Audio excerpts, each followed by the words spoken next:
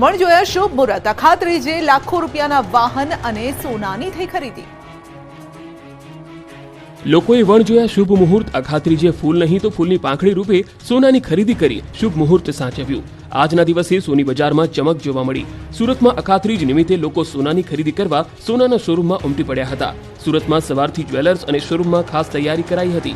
જો કે સોનાની કિંમત અને આગામી દિવસમાં લગ્ન સિઝન નહીં હોવાથી સોનાનું બુકિંગ ઓછું થયું છે, પરંતુ આજના દિવસનું મહત્વ હોવાથી વેચાણ વધ્યું। આ બાજુ નવા વાહનોનું પણ ધૂમ વેચાણ થયું। સુરેન્દ્રનગર શહેરના વિઠ્ઠલ પ્રેસ રોડ પર આવેલા તમામ જ્વેલર્સના શોરૂમમાં દાગીનાની ખરીદી કરવા ગ્રાહકોની ભીડ જોવા મળી હતી। ઝાલાવાડમાં અંદાજે 3 કરોડથી વધુ સોનાના દાગીનાનું વેચાણ થયું, તો બીજી બાજુ વઢવાણ રોડ પર આવેલા કારના શોરૂમમાં મોટી સંખ્યામાં ગ્રાહકો નજરે પડ્યા હતા। અંદાજે 100થી વધુ લોકોએ કારની ખરીદી કરી હતી।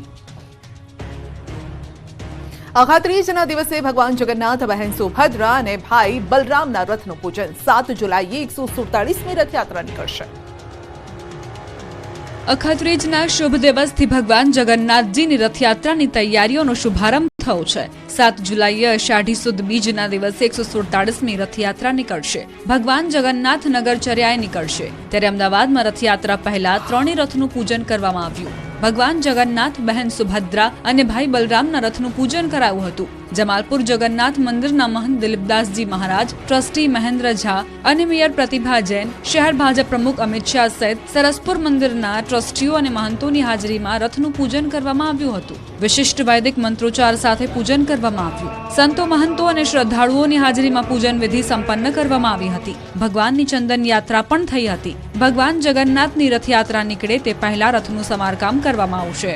આગામી સમયમાં 108 કળશમાં જળ ભરીને ભગવાનની જળયાત્રા યોજાશે। હવે 7મી જુલાઈએ ભગવાન જગન્નાથની રથયાત્રા નીકળશે। મહંત દિલીપદાસજી અને ટ્રસ્ટી મહેન્દ્ર ઝાના હસ્તે પૂજન કરાશે। આ કાર્યક્રમમાં મંદિરના તમામ સભ્યો, ટ્રસ્ટીઓ તેમજ ભક્તો ઉપસ્થિત રહેશે।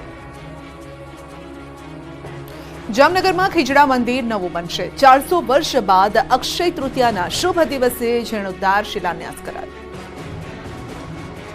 જામનગરમાં ખીજડા મંદિરનો 400 વર્ષ બાદ અક્ષય તૃતીયાના શુભ દિવસે જીર્ણોદ્ધાર અને શિલાન્યાસ કરવામાં આવ્યો। જામનગરમાં આવેલા આદ્યપીઠ શ્રી 5 નવતનપુરી ધામ ખીજડા મંદિરનો અક્ષય તૃતીયા એટલે કે અખાત્રીજના શુભ દિવસે જીર્ણોદ્ધાર માટે શિલાન્યાસ કરવામાં આવ્યો છે। છોટી કાશી ગણાતા જામનગરના રાજવી જામ સાહેબ શત્રશુલ્યસિંહજી, 5 નવનપુરી ધામ ખીજડા મંદિરના આચાર્ય કૃષ્ણમણીજી મહારાજ આ સહિતના સંતો, મહંતો ઉપસ્થિત રહી સુંદર સાજી ભાવિકોની ઉપસ્થિત રહ્યા। શિલાન્યાસ સમારોહ સંપન્ન થયો હતો। આ પ્રસંગે પ્રણામી ધર્મના અનુયાયીઓએ ઐતિહાસિક ક્ષણના સાક્ષી બન્યા। નૂતન મંદિર નાગર શૈલીમાં બનાવવામાં આવનાર છે। આગામી 3 વર્ષ આસપાસ આ મંદિરનું નિર્માણ સંપન્ન થશે। જામનગરમાં લાલ ગુલાબી પથ્થરમાંથી ખીજડા મંદિરનું નવેસરથી નિર્માણ થશે। નિર્માણ કાર્યમાં 1.5 લાખ ઘન ફૂટ પથ્થરનો ઉપયોગ કરવામાં આવશે। આ મંદિરને કલાત્મક બનાવવામાં આવશે, જેના માટે અલગ અલગ ટીમો બનાવી સંતો, મહંતો મંદિરનું નિર્માણ કરશે। આ સંપ્રદાયના 1200થી પણ વધારે મંદિરો ભારતભરમાં છે અને 5 કરોડથી વધુ અનુયાયીઓ પણ ફેલાયેલા છે। અખાત્રીજના શુભ દિવસે ખેડૂતોએ વાવણીના કર્યા શ્રી ગણેશ, ખેત ઓજારોની કરી પૂજા। અખાત્રીજના શુભ દિવસે રાજ્યભરના ખેડૂતોએ વાવણીના શ્રી ગણેશ કર્યા। ખેડૂતોએ ટ્રેક્ટરની પૂજા અર્ચના કરી ખેતીનો પ્રારંભ કર્યો।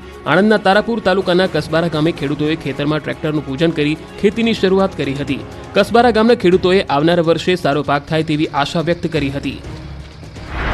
તો આ તરફ બનાસકાંઠામાં પણ ખેડૂતોએ અક્ષય તૃતીયાની ઉજવણી કરી હતી। ખેડૂતોએ ખેતરમાં ટ્રેક્ટરની પૂજા અર્ચના કરી ખેતીની શુભ શરૂઆત કરી હતી।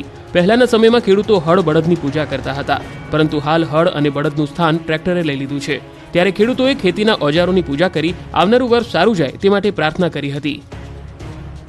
અરવલ્લી જિલ્લાના ખેડૂતોએ વહેલી સવારે બળદોને હળ જોડી અખાત્રીજનું મુહૂર્ત સાચવ્યું।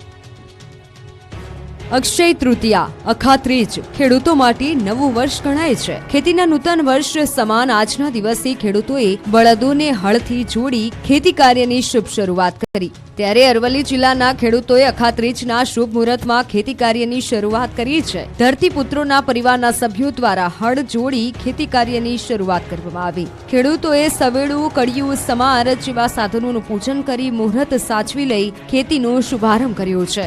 અરવલ્લીના ખેડૂતો પણ પણ મોં મીઠું કરાવી નવા ઉમંગ સાથે કૃષિના શ્રી ગણેશ કર્યા. માત્ર આ વર્ષે જ નહીં, દર વર્ષે ખેડૂતો વર્ષો જૂની પરંપરાને આધારે પૂજન કરી પરંપરા નિભાવે છે. ખાસ વાત તો એ છે કે પ્રગતિશીલ ભારતમાં ખેડૂતો આધુનિક ખેતીના ઓજારોનો ઉપયોગ કરી રહ્યા છે અને નવી નવી ટેકનોલોજીનો પણ ઉપયોગ કરી રહ્યા છે.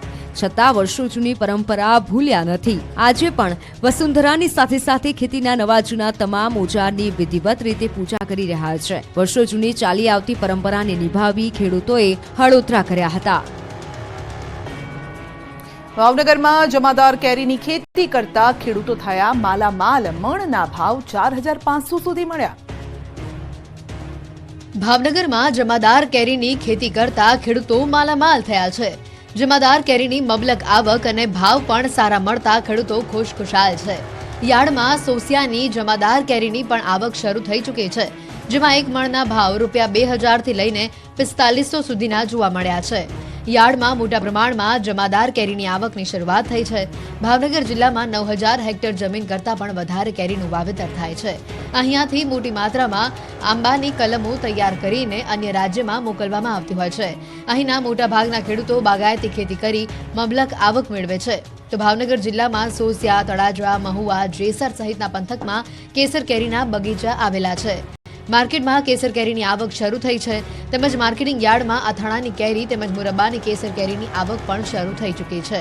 કેસર કેરીનો ભાવ ₹2000 થી લઈને 4500 સુધી જોવા મળ્યો. તો અથાણા બનાવવાની દેશી કેરીની પણ આવક થઈ છે, જેના એક મણનો ભાવ ₹800 થી લઈને 1500 સુધી નોંધાયો હતો.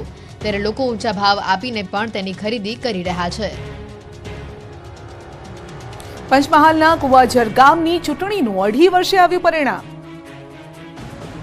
ગ્રામ પંચાયતની ચૂંટણીનું પરિણામ મતદાનના એકાદ મહિનામાં તો આવી જ જાય, પરંતુ ગુજરાતનું એવું ગામ છે જેનું પરિણામ 2.5 વર્ષે આવ્યું. વાત છે પંચમહાલના કુવાઝરની. પંચમહાલના કુવાઝર ગામે 2.5 વર્ષ પહેલા ચૂંટણી યોજાઈ હતી. 2.5 વર્ષ પહેલા યોજાયેલી ચૂંટણી માટે હારેલા ઉમેદવાર સુલેમાનભાઈ દ્વારા પરિણામ બાબતે શંકા જતા રીકાઉન્ટિંગ માટે કોર્ટમાં અરજી કરી હતી. 2.5 વર્ષ પહેલા યોજાયેલી ગ્રામ પંચાયતની ચૂંટણી માટે રીકાઉન્ટિંગ થયું. કુવાઝર ગ્રામ પંચાયતની ચૂંટણીમાં થયેલા મતદાનનું મોરવા હડફ કોર્ટમાં જજ સમક્ષ રીકાઉન્ટિંગ કરાયું. જે તે સમયે સુલેમાનભાઈની 62 મતે પ્રવીણસિંહ ચૌહાણ સામે હાર થઈ હતી. કોર્ટમાં મામલતદાર સહિત ચૂંટણી અધિકારીઓ અને બંને ઉમેદવારની હાજરીમાં મતગણતરી કરાઈ હતી, જેમાં પહેલાના વિજેતા ઉમેદવાર જ ફરી વખત વિજેતા જાહેર થયા છે.